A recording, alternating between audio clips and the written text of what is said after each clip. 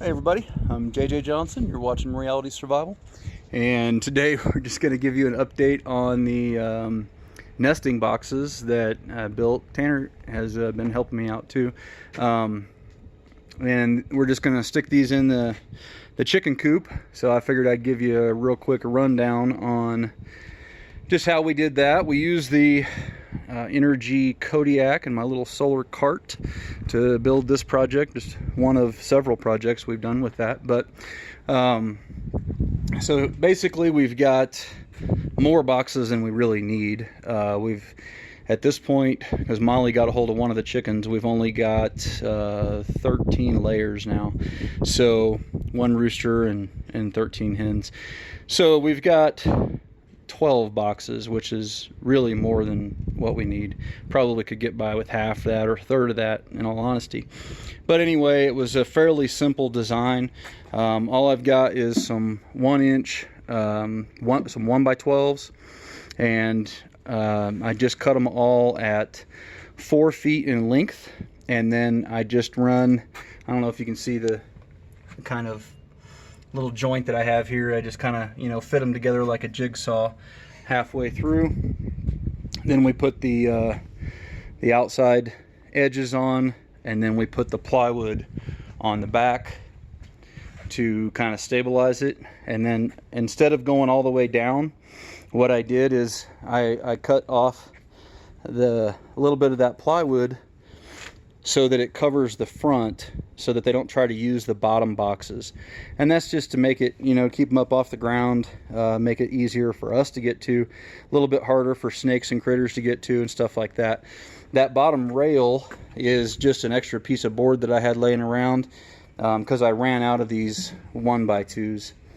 So for the rails, I just put them out about 4 inches, just a 16-inch piece here, stapled on, or use brads or whatever, and then I also put a lip on here as well to kind of keep the hay and the eggs and stuff in the box. So I think that'll work pretty good. We're going to take it out there. We'll see. I mean, I'll let you guys know, as time goes on and everything like that, how it goes. But the only other thing that I'm thinking about doing, and I'll have to see how it goes, if they're getting up here too much, then I'm probably going to end up putting, like a 45 or a 60-degree slant with another board up here to keep them from pooping all over it and all that kind of stuff. But we'll see how they do. I don't know how much, they'll want to get up there, but a pretty simple design. And I want to say I got 3 12-foot 1x12s, and they were $10 each. And then I got one 4x4 piece of 1/4-inch plywood, that was $20. And then I bought 6 1x2s and 1,000 little brads, little 1.5-inch brads to go in, with this. And that's it. That was all. So the 1x2s were only like $1.33 each or something like that. So a fairly inexpensive project. And again, did it with the Energy Kodiak using solar power. And it runs this little compressor really well. I'll throw in some video showing, putting it together. So I was telling you guys about the that air compressor and the stapler, and I'll just show you that it works pretty well with the Kodiak here.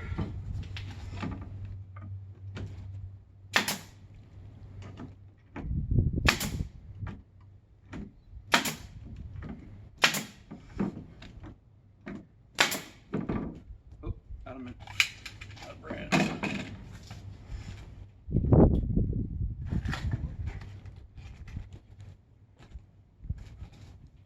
Seems to drive them in all the way. These are 1.5 inch, 18 gauge brads, and seems to work pretty good.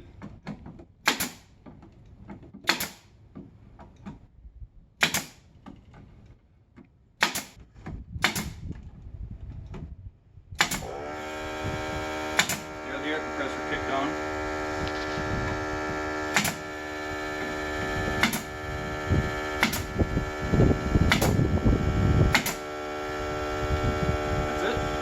You know, with it running the compressor and the nailer and everything, I think it's pretty good. I don't know if it would run a bigger one or not.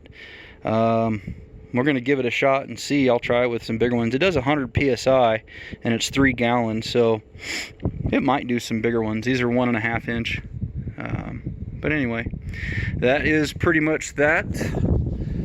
As always, guys, I definitely appreciate it when you click the thumbs up button, when you share it with your friends on Facebook, Twitter, and Google+. And don't forget to live the 6 Ps. Proper prior preparation prevents poor performance. Hey, and if you're looking at getting one of these energy Kodiaks, use the checkout code Reality Survival at checkout, and it'll save you almost $300, I think. So anyway, guys, thanks a bunch, and we'll talk to you again soon.